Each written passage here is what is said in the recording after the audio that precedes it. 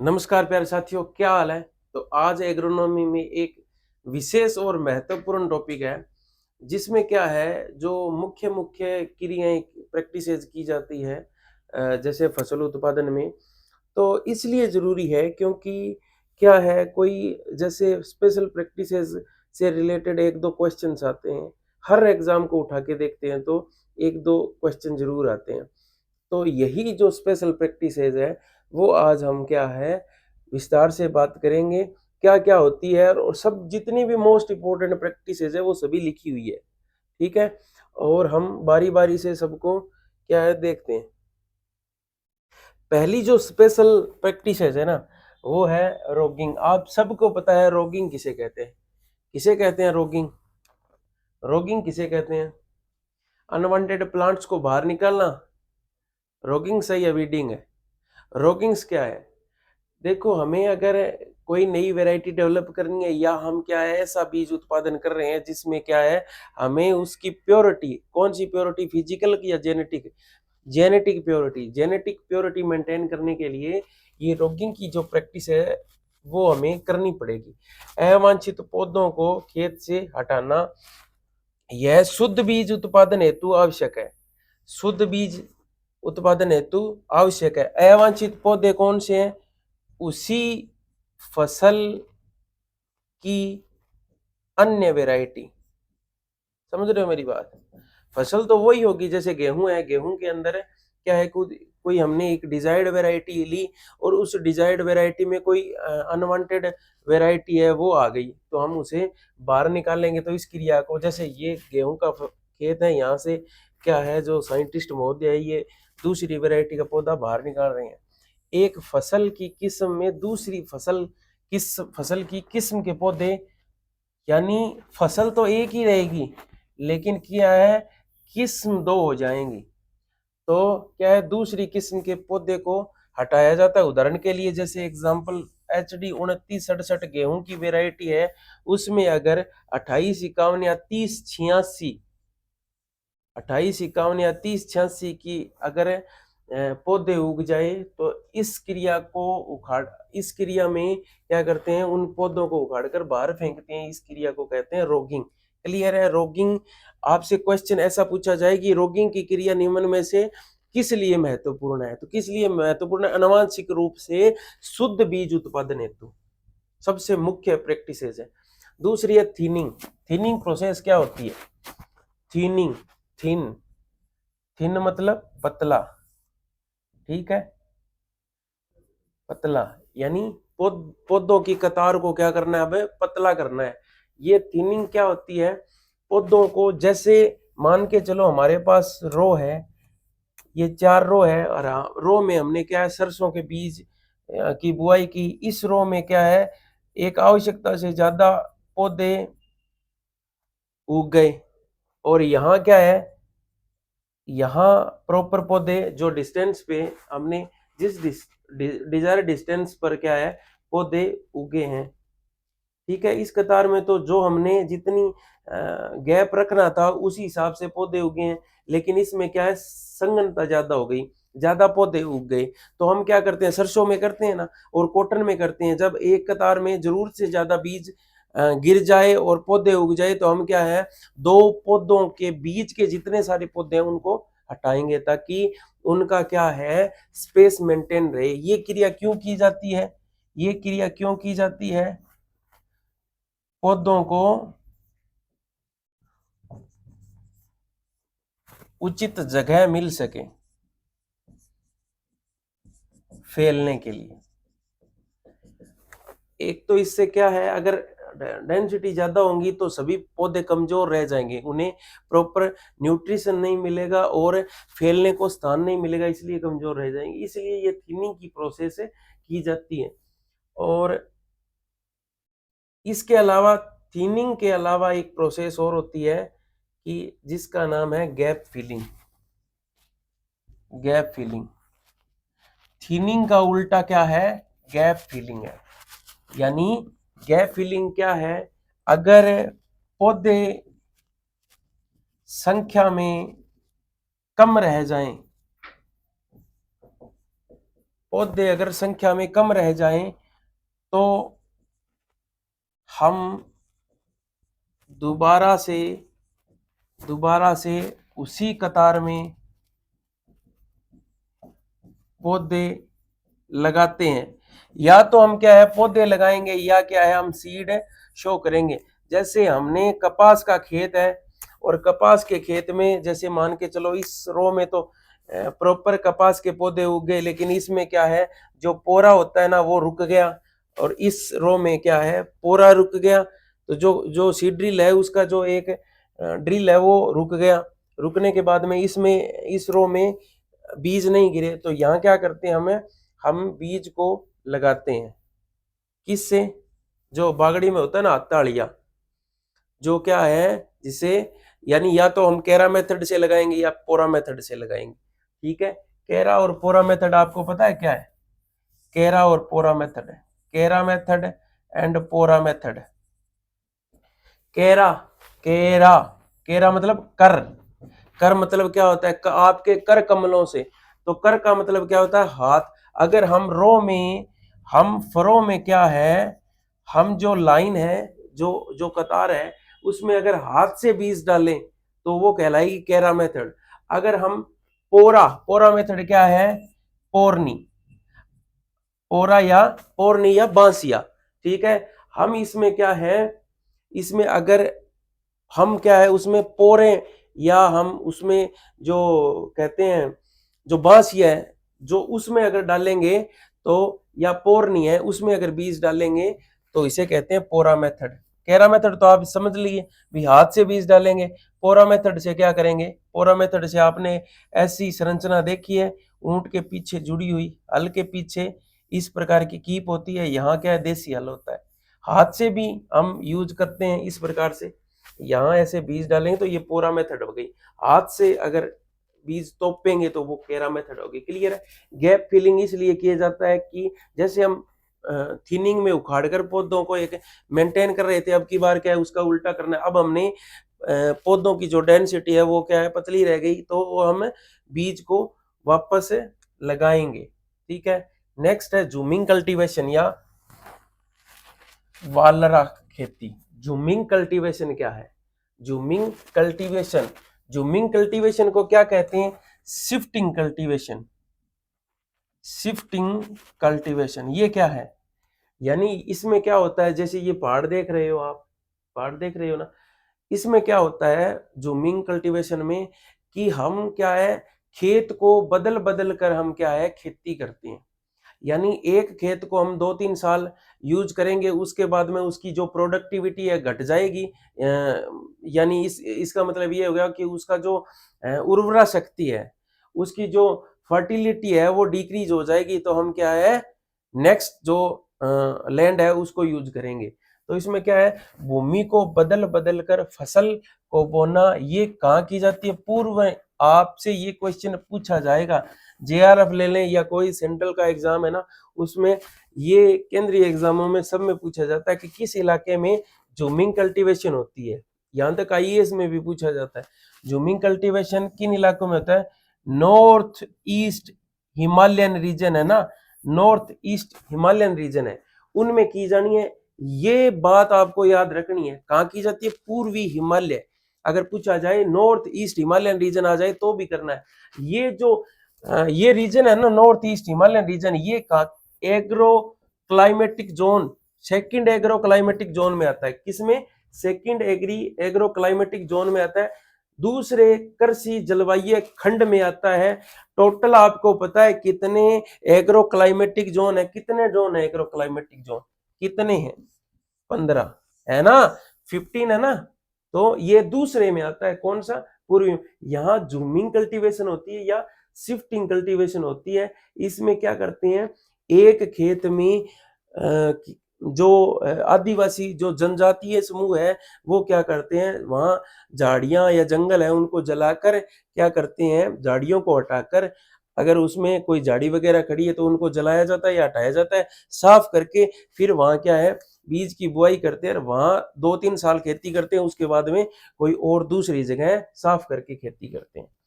जनजातियों के द्वारा अधिक की जाती है, बिलों के द्वारा की जाने वाली जूमिंग खेती है ये, बिलों के द्वारा की जाती है। मैदानी भागों में अगर ये खेती की जाएंगी, पहाड़ों पे की जाएंगी, और दूसरी बात मैदानों, अगर मैदानी भाग होंगे, प्लेन्स होंगे, तो उनमें अगर खेती ये जूमिंग कल्टीवेशन की जाएगी तो उन्हें कहेंगे दंजिया। मैदान, दा से दंजिया, मैदानी भागों में इस खेती का क्या नाम है? दंजिया। पहाड़ों में अगर करें तो क्या कहलाती है? चिमाता।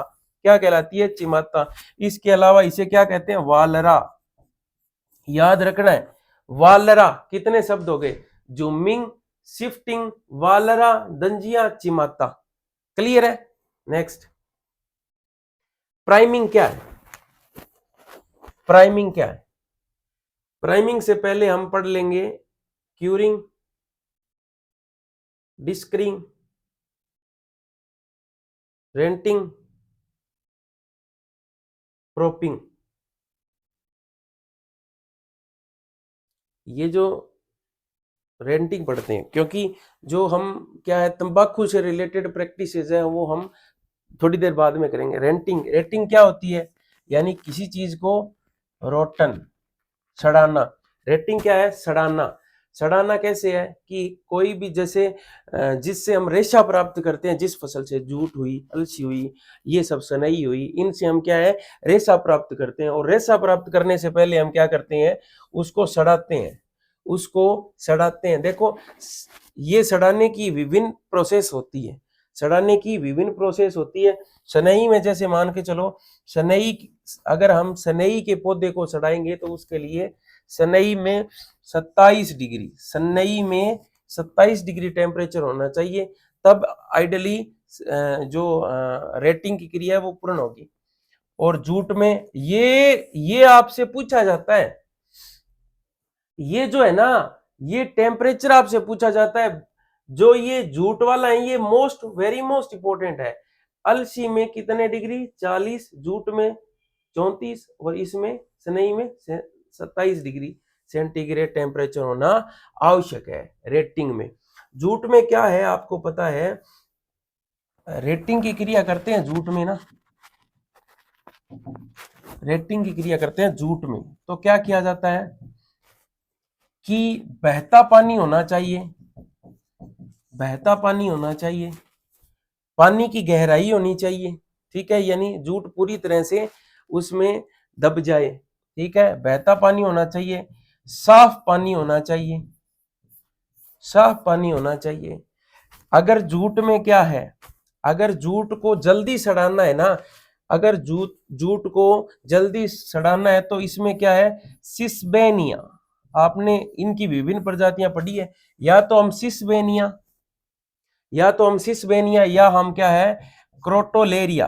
क्रोटोलेरिया के जो, या सिसबेनिया या क्रोटोलेरिया, इन पौधों को जूट के पौधों के साथ मिलाकर छोड़ देंगे तो ये किसका काम करते हैं? एक्टिवेटर का काम करते हैं, यानी जल्दी सड़ाने का काम है करते हैं, जल्दी सड़ाने का काम करते हैं। ये टोटल जो रेटिंग की क्रिया है 10 से 16 दिन की होती है, 10 से 16 डेज की होती है, ठीक है, क्लियर है। Next, striping. स्ट्रिपिंग क्या है? स्ट्रिपिंग, स्ट्रिपिंग, स्ट्रिपिंग क्या है? ये क्या है एक्चुअली? जब रेटिंग हो जाती है ना, जब पूरी तरह से पौधे सड़ जाते हैं, उसके बाद में इन्हीं जूट सनई जिनसे हम फ्लैक्स प्राप्त करते हैं, उनके डंठल से हमें क्या है? धागे निकालने, रेशा हटाने की क्रिया स्ट्रिप करते हैं, यानी उनको क्या है? उखाड़ते हैं। रेशा हटाना क्या कहलाता है? स्ट्रिपिंग कहलाता है। और कब होता है ये? रेंटिंग के पश्चात। इसमें एक महत्वपूर्ण, इसमें एक महत्वपूर्ण इसमें एक महत्वपूर्ण मेथड है जिसका नाम है beat, break and jerk method. कौन सी है? Beat, break. आपको याद रखनी है, स्ट्रिपिंग में कौन सी मेथड है? Beat, break and jerk method. कभी कभी बीट एंड जर्क मेथड नाम आ जाता है, बीट एंड जर्क मेथड, ये नाम आ जाता है। ये किस में यूज की जाती है? जूट में की जाती है। कौन सी है? बीट एंड जर्क, यानी उसको पीटेंगे फिर उसमें से धागे खींचेंगे, इस विधि को कहते हैं बीट एंड जर्क मेथड और स्टॉक मेथड। नेक्स्ट है नीपिंग की क्रिया। ये रिबनिंग क्या होती है आपको पता है? रिबनिंग क्या है? जूट में हमने अब तक रेटिंग की क्रिया जान ली और हमने क्या स्ट्रिपिंग की क्रिया जान ली। अब इसके अलावा एक रिबनिंग मेथड होती है। रिबनिंग क्या होती है? जैसे ही जूट की फसल काटी, जैसे ही हमने फसल की हार्वेस्ट की और करते ही गीला गीला जो पौधा होता है, हरा पौधा होता है, उससे हमें धागे को खींच लेते हैं, उससे हमें हरे पौधे से छाल को हम उतार लेते हैं। यह मुख्यतः कहाँ की जाती है? चाइना और ताइवान में। चाइना और ताइवान में मुख्य प्रैक्टिसेस है। क्लियर है? गिले गिले हार्वेस्ट करते ही जूट के हरे पौधों से क्या है? रेशे को हटाना रिबनिंग कहलाता है। निपिंग क्या है? देखो, निपिंग टोपिंग लगभग एक सी है, ठीक है। निपिंग क्या होती है? चने में क्या होता है? जैसे अरंडी में टोपिंग है, इसे निपिंग भी कहते हैं। चने में क्या है? निपिंग मतलब क्या होती है? यानी पौधे का जो ऊपरी भाग है, जो एपिकल बड है, जो ऊपरी छत्रक है, यानी पौधे का जो ऊपरी भाग है, ये यहां ऊपर की तरफ होती है ना, न्यू ग्रोथ, इसको हमें हटाते हैं। हटाते क्यों है? ताकि क्या है, जो सिंपोडियल ब्रांचेज है, जो रिप्रोडक्टिव ब्रांचेज है, जो जिससे क्या है पौधा साइड की तरफ ज्यादा फैले और ब्रांचेज ज्यादा आए। कारण ये क्यों होता है? क्योंकि जो ऑक्सीजन हार्मोन होता है ऊपर और न्यूट्रिएंट्स होते हैं वो नीचे की तरफ डाइवर्ट हो जाते हैं। नीचे की तरफ क्या होते हैं? डाइवर्ट हो जाते हैं ऊपर से तोड़ने के बाद में। तो ये क्रिया क्या है? पौधे के शीर्षस्थ भाग को हटाना। चना में जब चने की हाइट क्या हो, 20 से 25 सेंटीमीटर अगर हाइट हो जाए चने की, तब अगर ये क्रिया करनी है ताकि चने का पौधा जो आकार में ज्यादा फैलाव ले, ठीक है। इससे प्रोडक्शन में वृद्धि होती है। ये अगर हाथ से नहीं की करें, देखो कुछ किसान क्या होते हैं हाथों से करते हैं, कुछ किसान क्या होते हैं कि लकड़ी लेकर लकड़ी मारते हैं, उससे हो सकता है। या कुछ किसान क्या करते हैं, भेड़ों का जो झुंड होता है ना, वो एक बार गुजार देते हैं, यानी उसको रुकने नहीं देते। जैसे जैसे हमने इस प्लॉट में, जैसे हमने यहां से भेड़ों का झुंड हमने इंटर कराया और कराते ही बाहर निकाल लिया, रुकने नहीं देते हैं, नहीं तो पूरे पौधे खा जाएंगे। तो इस क्रिया को कहते हैं फ्लोकिंग। कौन सी? ये नीपिंग की क्रिया है, अगर भेड़ों से संपन्न की जाए तो इसे कहेंगे फ्लोकिंग। कौन सी? फ्लोकिंग, क्योंकि भेड़ों के झुंड को फ्लोक कहते हैं, इसलिए फ्लोकिंग है। अगर किसान हाथ से नहीं तोड़ सकता, नीपिंग नहीं कर सकता, भेड़ों से नहीं कर सकता, तो क्या है? एक केमिकल है। कौन सा है? एक केमिकल है, एक केमिकल है टिब्बा। नाम सुना है क्या आप सबने? टिब्बा नाम सुना है? इसका नाम क्या होता है? 2,3,5 try try iodo try iodo benzoic acid. क्या क्या है? 2,3,5 try iodo benzoic acid Tibba. इसके 75 ppm घोल का छिड़काव करें तो ये निपिंग की क्रिया संपन्न हो जाती है। नेक्स्ट है प्रोपिंग। नेक्स्ट है प्रोपिंग। प्रोपिंग क्या होता है? प्रोपिंग क्या है?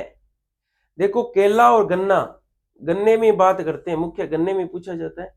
गन्ने को बांधना प्रोपिंग कहलाता है। ये क्रिया अगस्त में की जाती है। अगस्त में क्यों की जाती है? क्योंकि गिरना गिरना अगस्त में गिरने की क्रिया ज्यादा होती है, ठीक है।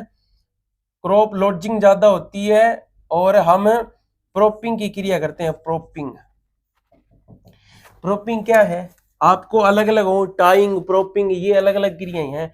जैसे रेपिंग है एक, जैसे ये गन्ने हैं,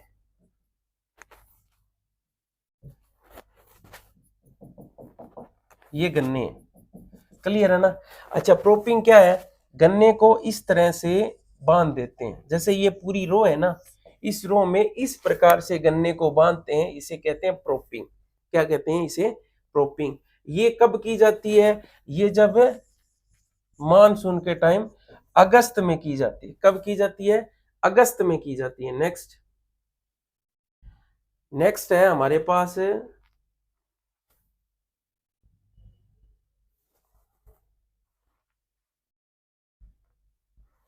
डिट्रेसिंग। डिट्रेसिंग, डिट्रेसिंग क्या है? डिट्रेसिंग क्या है? डिट्रेसिंग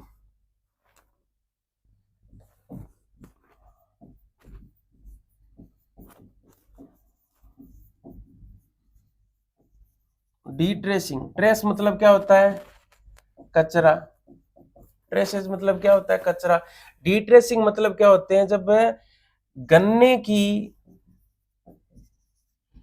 निचली सूखी पत्तियों को हटाना। निचली सूखी पत्तियों को हटाना क्या कहलाती है? डिट्रेसिंग कहलाती है। डिट्रेसिंग। अब इन पत्तियों को क्या करते हैं? या तो पत्तियों को हटाकर बीच में जो रो है, उस रो के बीच में जो जगह होती है ना, उनमें छोड़ देते हैं, ट्रेंच में। उन ट्रेंच में बिछा देते हैं, ताकि क्या होता है? मल्चिंग का काम करती है, और आगे जाकर ये क्या है? एक कंपोस्ट का काम करती है। ठीक है, डिट्रेसिंग में ये क्रिया होती है। इसके अलावा जो सूखी पत्तियां, उनको जलाया भी जाता है, जिससे क्या है? सुक्रोज निर्माण में सहायता मिलती है। क्लियर है? डिट्रेसिंग समझ में आ गया। नेक्स्ट, रैपिंग क्या होती है? गन्ने की पत्तियों से ढकना। रैपिंग क्या है? जैसे ये गन्ना है, ऐसे बांध देते हैं, गन्ने की पत्तियों से गन्ने को ढक देते हैं। गन्ने की पत्तियों से गन्ने को ढकना रैपिंग कहलाता है। मिट्टी चढ़ाना, अर्थिंग अप, मूंगफली में की जाती है, आलू में की जाती है, और गन्ने में की जाती है। तीनों में अलग अलग प्रैक्टिसेस है। तीनों में ये अर्थिंग अप है ना, मिट्टी चढ़ाना, ये मूंगफली में, आलू में, गन्ना में अलग अलग की जाती है। कारण क्या है? मूंगफली में हम क्यों करते हैं?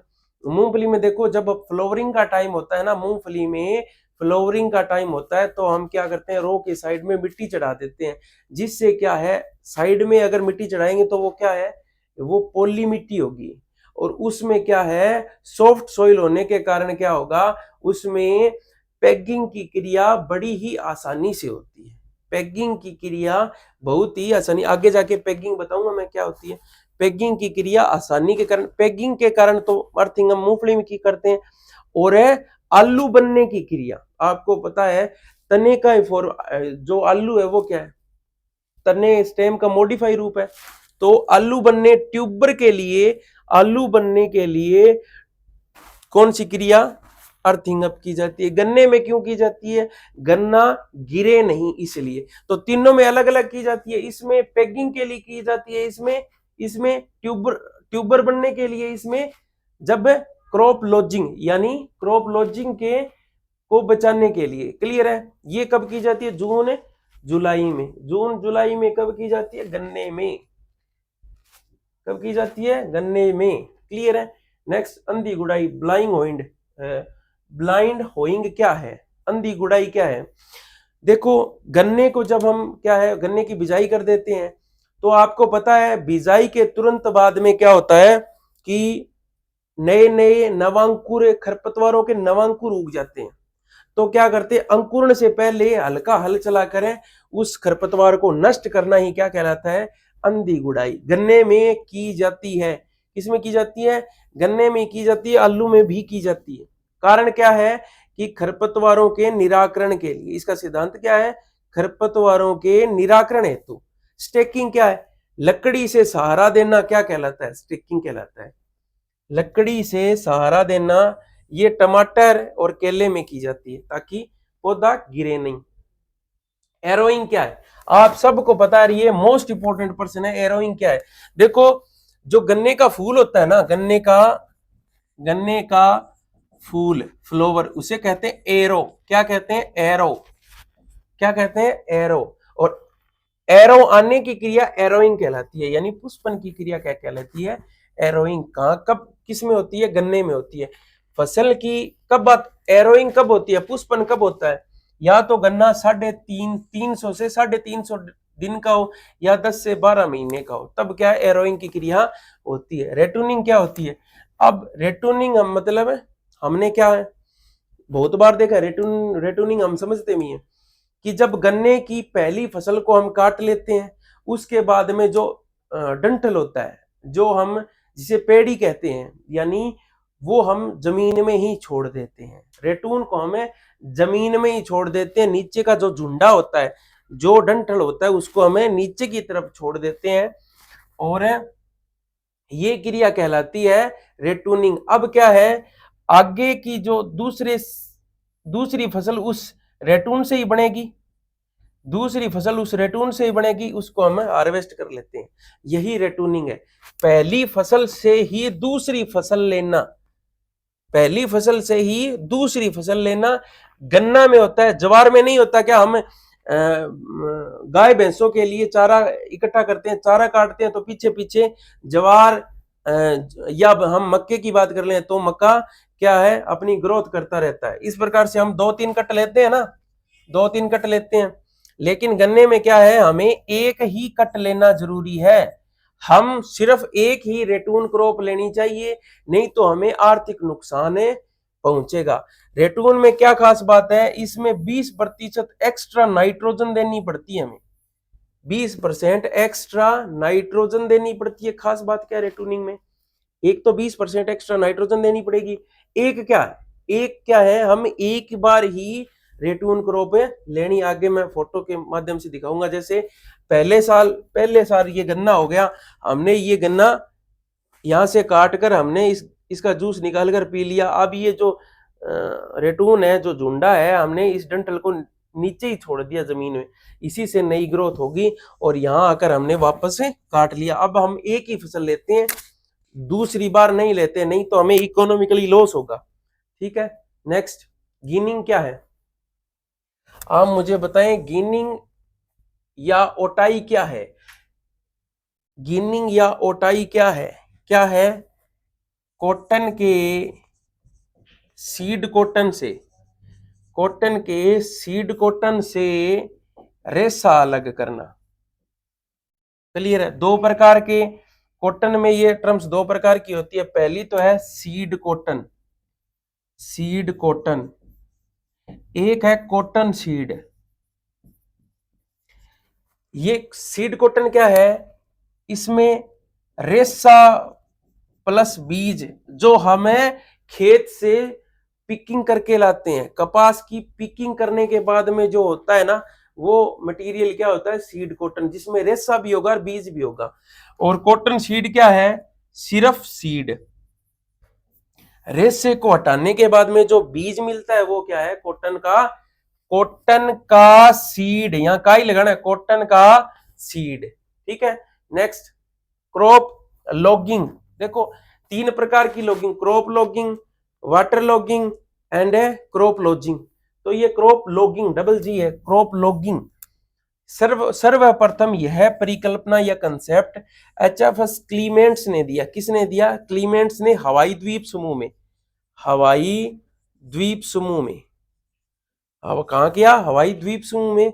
ये क्या होता है, पत्तियों को देखकर, अच्छा चावल में भी होता है, गन्ने में भी होता है, मोस्टली गन्ने में होता है। पत्तियों को देखकर पत्तियों के रंग का निर्धारण किया जाता है, और रंग से क्या होता है कि उसमें किस न्यूट्रिएंट की कमी है उसका निर्धारण किया जाता है। फोलियर diagnosis for a nutrient status. Clear है मेरी बात? फोलियर डायग्नोसिस है ये, पत्तियों को देखकर उसमें किस तत्व की कमी है या किस तत्व की अधिकता है, वो सब है, इससे देखते हैं। एक है वाटर लॉगिंग, ये क्या है, LOD, यहां उलझना नहीं है, क्रॉप लॉजिंग में क्या है, LOD। हम लोड को कैसे लिखते हैं, LOD, लोड। इसी प्रकार ये क्या है, लोड है, क्या है, लोड। क्रॉप लॉजिंग क्या है, क्रॉप लोड है, यानी क्रॉप पे लोड गिरा तो फसल क्या होगी, गिर जाएगी। लोड आने पर गिरती है तो falling of a crop due to strong wind, यानी तेज हवा से फसल का गिरना क्रॉप लोडिंग कहलाता है। इसके लिए हम गन्ने में क्या करते हैं, अर्थिंग अप करते हैं, प्रोपिंग करते हैं, ऊपर से बांधते हैं, या हम गहरी खाई खोदते हैं, या हम विंड ब्रेक्स लगाते हैं, या हम क्या है, पोटेशियम फर्टिलाइजर का और फास्फेटिक फर्टिलाइजर का यूज ज्यादा करते हैं ताकि रूट की ग्रोथ ज्यादा हो। नेक्स्ट, डिटेसलिंग टेसलिंग देखो, मक्के में दो प्रकार के फ्लोर्स होते हैं, एक तो होता है टेसल, एक होता है सिल्क। आपको पता है ना टेसल और सिल्क, एक तो होता है सिल्क, एक होता है टेसल। और टेसल हटाने की क्रिया क्या कहलाती है? मक्का में नरमंजरी को हटाना क्या कहलाता है? डीटेसलिंग। क्यों क्यों की जाती है? क्यों की जाती है? क्यों की जाती है? उत्तम बीज निर्माण हेतु। क्लियर है ना मेरी बात? जब नई वैरायटी रिलीज करनी हो, नई वैरायटी बनानी हो, तो ये इसको क्रॉस पोलिनेशन को रोकने के लिए डीटेचलिंग की क्रिया की जाती है। नेक्स्ट है क्या? पैगिंग। जो देखो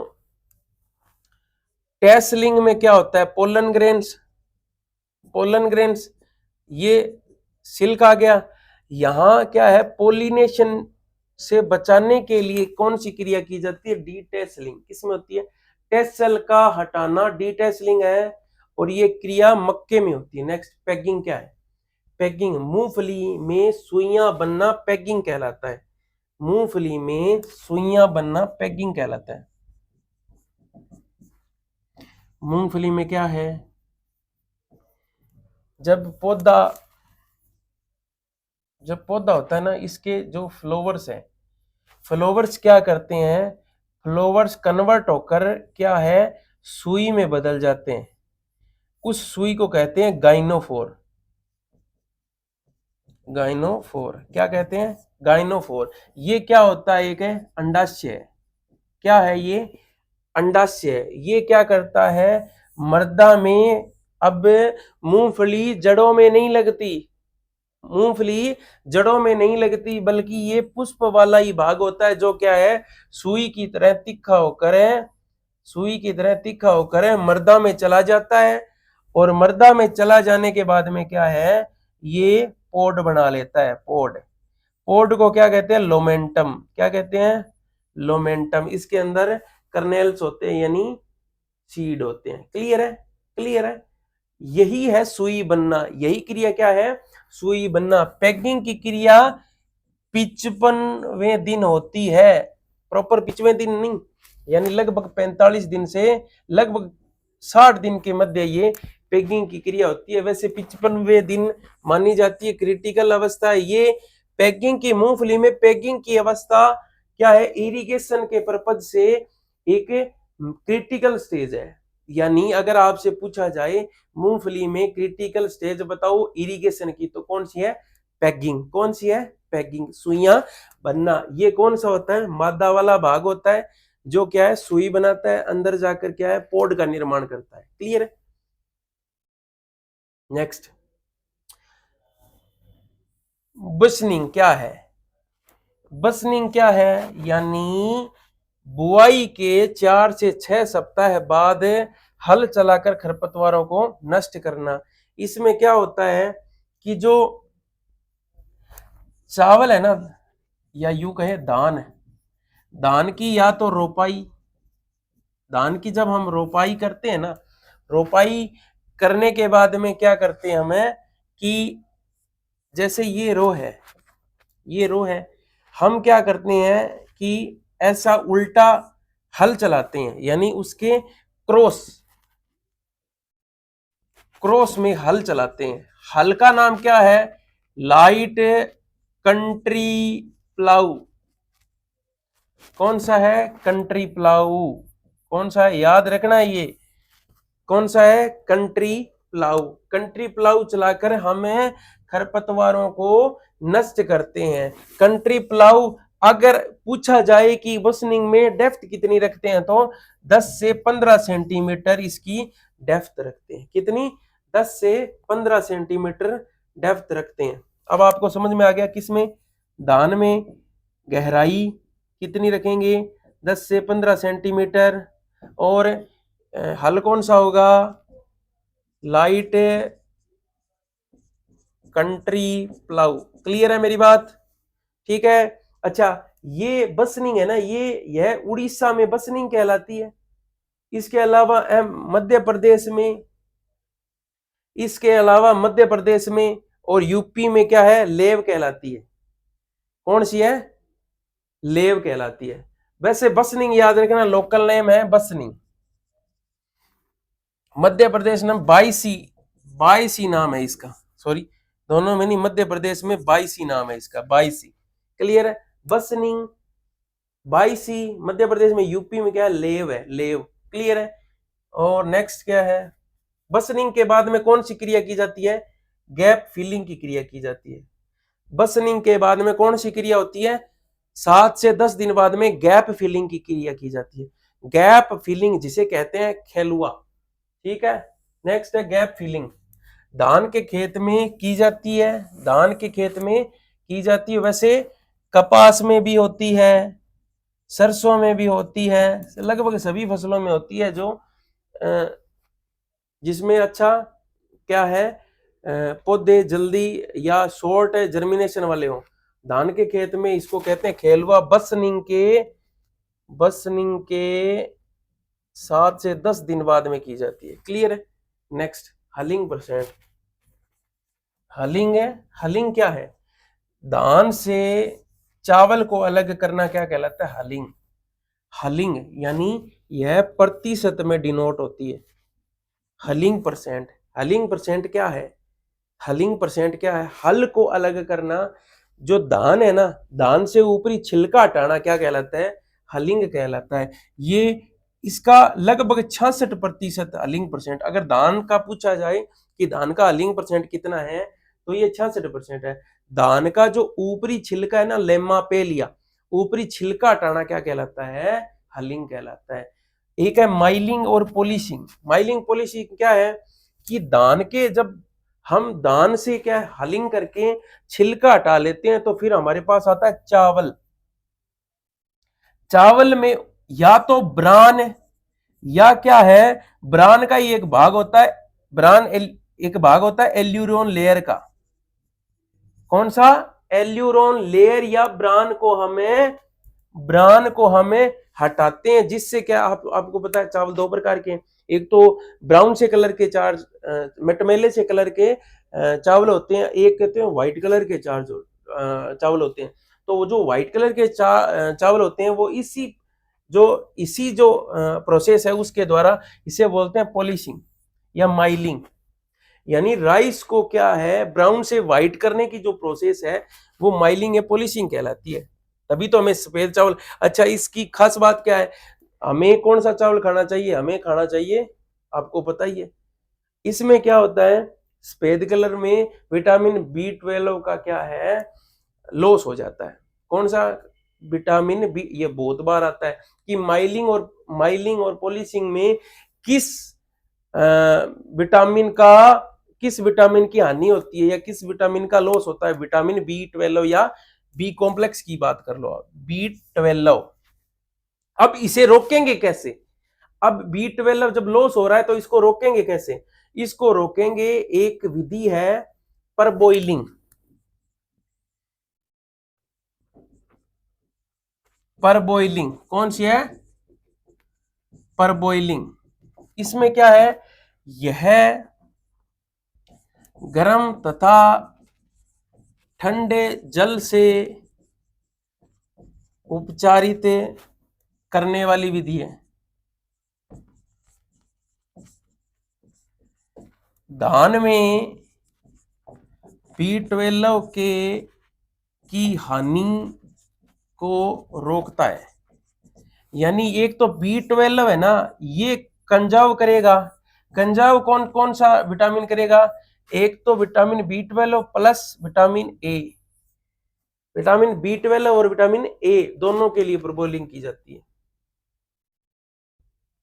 नेक्स्ट है सेलिंग, फर्टिगेशन। आपको पता है फर्टिगेशन क्या है? इरिगेशन के साथ फर्टिलाइजर देना फर्टिगेशन कहलाता है। इरिगेशन के साथ फर्टिलाइजर देना फर्टिगेशन कहलाता है। केमिगेशन क्या है? केमिगेशन क्या है कि सिंचाई के साथ रसायन देना केमिगेशन कहलाता है। सिंचाई के साथ रसायन देना केमिगेशन कहलाता है। ठीक है? फ्यूमिगेशन क्या है?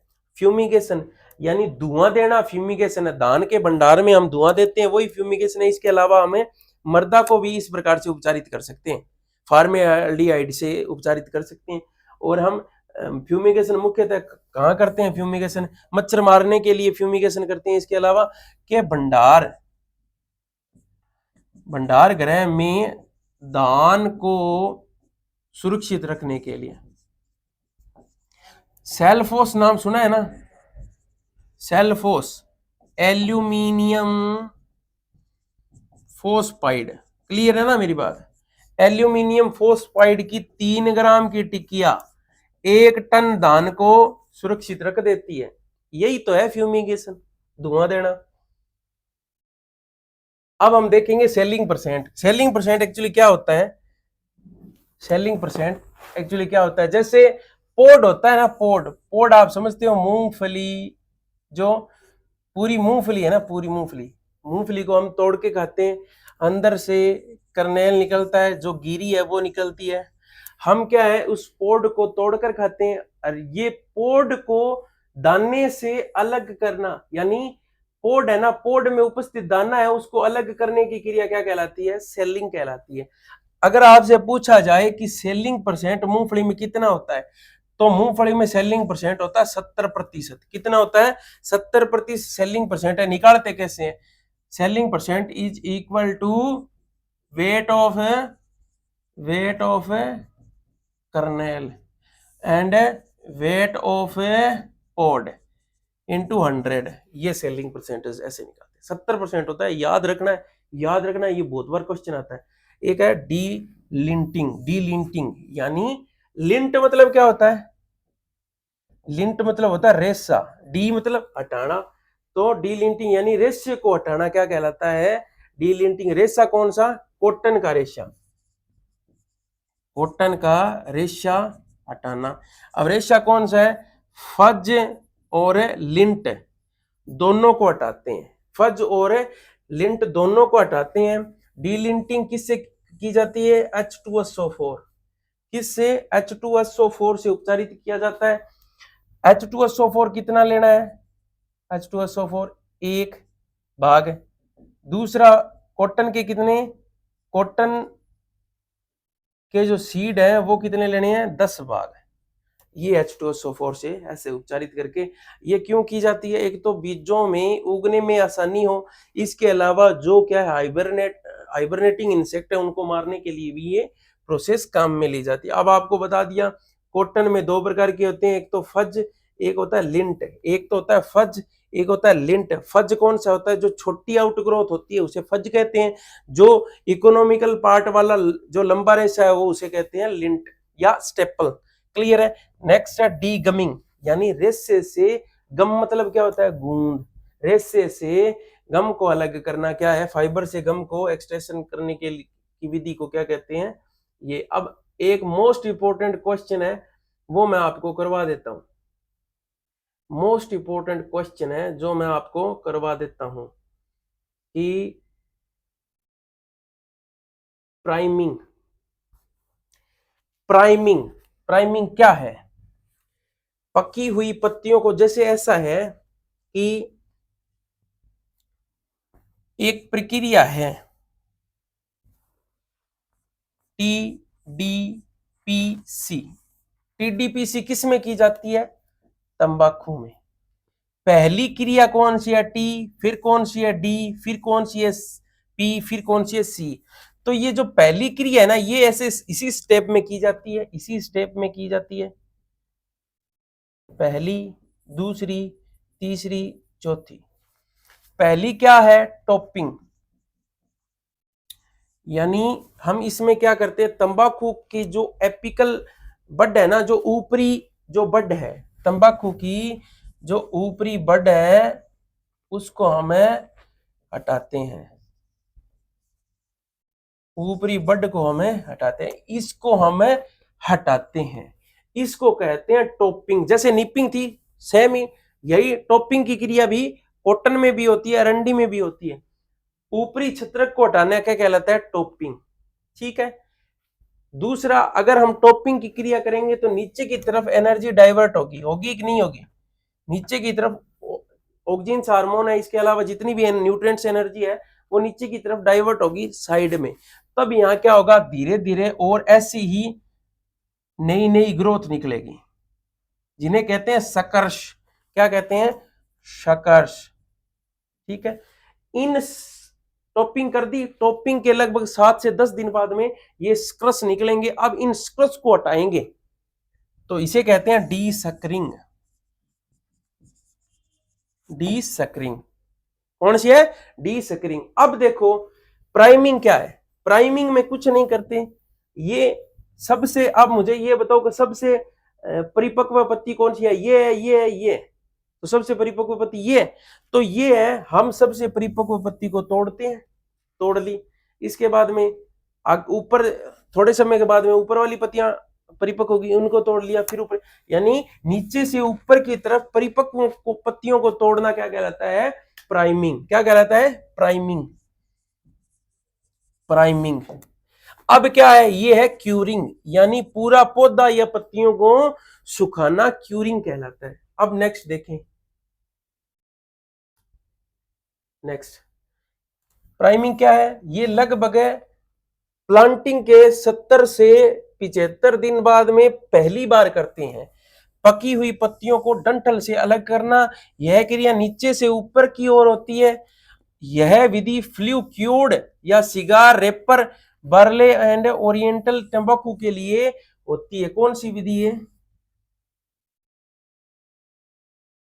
फ्लू क्यूर्ड, एफसीवी की हेतु महत्वपूर्ण है। अगर आपसे पूछा जाए कि प्राइमिंग की क्रिया किस में नहीं होती, मुझे बताओ किस में नहीं होती? रैपिंग वाली तंबाकू में नहीं कर सकते, करे तो वो आपकी इच्छा है। नेक्स्ट क्यूरिंग, रैपिंग देख लेते हैं। अब हमने क्या है कि प्राइमिंग की क्रिया देख ली। अब देखेंगे रैपिंग। रैपिंग क्या है? जब हम खेत, जो तंबाकू का खेत है, उसको साफ करते हैं। साफ कैसे करते हैं? कचरे को, डंठल है, कचरा है, ऑर्गेनिक मैटर है, उसको बुआई से पहले जलाकर नष्ट करना या साफ करना रैपिंग कहलाता है। खेत में विभिन्न आवश्यक अनावश्यक पत्तियां, डंठल, कचरा आदि को जलाकर हटाना रैपिंग कहलाता है। किसमें? तंबाकू में। क्लियर है मेरी बात? नेक्स्ट डी सकरिंग, सकर्ष को हटाना। यह क्रिया नहीं करते तो टॉपिंग फेल हो जाती है, ये बात याद रखनी है। रैपर तंबाकू में नहीं की जाती। रैपर तंबाकू में, रैप यानी जो पत्ते लपेटते हैं ना, वो रैपर तंबाकू में डीसैकरिंग भी नहीं किया जाता। यानी अब आपको पता चल गया कि टॉपिंग पहले ऊपर टूशा तोड़ेंगे, उसके बाद में क्या है, उसके बाद में जो स्क्रच निकलेंगे उनको हटाने की क्रिया क्या कहलाती है? डीसैकरिंग। अगर किसी की हिम्मत ना हो, कोई नहीं हटा सकता, तो हम क्या करेंगे? नारियल का तेल 2%, 15 से 20%, नीम का तेल, या ये CCC 4% का छिड़काव करके भी ये क्रिया कर सकते हैं।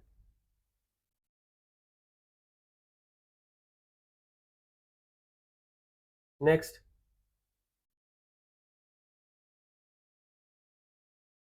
बीड़ी वाली, जो बीड़ी होती है ना, बीड़ी की जो ऊपर लपेटी जाती है, वो निम्नस्त क्वालिटी की होती है। उसमें किसी भी प्रकार की पत्तियां तोड़ना या नई पत्तियां तोड़ना, उनको अलग करना, ये इस प्रकार की क्रिया नहीं होती। सिलेक्टेड जो पत्तियां होती है, वो उच्च क्वालिटी की जो सिगरेट्स है वो बनाई जाती है। क्यूरिंग क्या है? नमी को हटाना। तंबाकू, चाय, प्याज और लहसुन में की जाती है, मोस्टली तंबाकू में की जाती है। स्टार्च का जल अपघटन, hydrolysis of starch and starch converted into sugar. Clear है मेरी बात? हाइड्रोलाइसिस से शर्करा बनती है, उसके बाद में शर्करा का क्या होता है? फर्मेंटेशन हो जाता है। सिद्धांत क्या है क्यूरिंग में? सिद्धांत क्या है कि उनको क्या है, पीलापन, उनका जो क्लोरोफिल है उनको नष्ट करना है और पीलापन मेंटेन करना है, और इसके अलावा रंग का निर्धारण करना है। कई बार क्या है, कई पत्तियां तो हमें पीली चाहिए, कई पत्तियां क्या हमें हरी चाहिए, तो अलग अलग जो विधि है उनसे हमें तंबाकू की। नेक्स्ट है पत्ती और मध्य सिरा, मिडरिप को सुखाना। अब ये अलग अलग प्रकार की विधि है। फ्लू क्यूरिंग, सिगरेट के लिए सन क्यूरिंग, हुक्का, बीड़ी, च्युइंग, तंबाकू, स्नफ, सिगार, फिल्लर, चिरूट, ये सब, चिलम, चालम और तंबाकूर, होठों में दबाने वाली तंबाकूर, ये सब है, ये सब की जाती है। Pit, Lanka, fire smoke curing, Jaffna, air curing, cigar wrapper, Lanka, इस प्रकार से। नेक्स्ट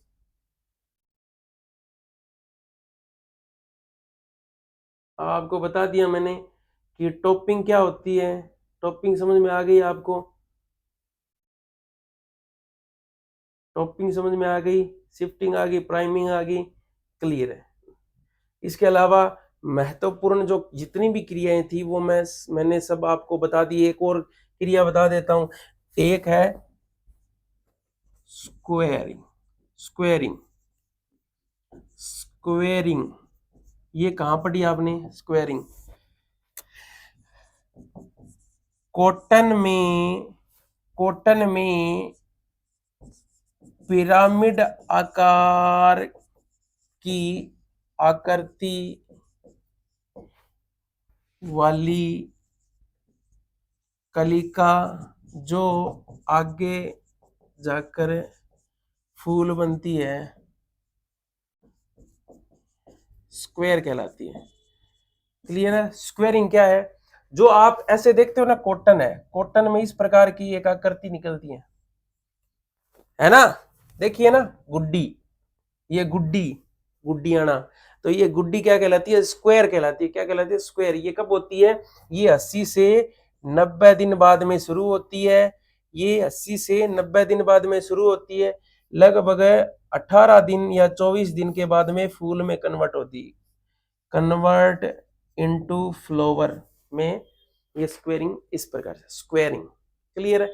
इसके अलावा मेरे हिसाब से मैंने लगभग जितने मोस्ट इंपोर्टेंट प्रैक्टिसेस थी वो मैंने करवा दी। Thank you so much.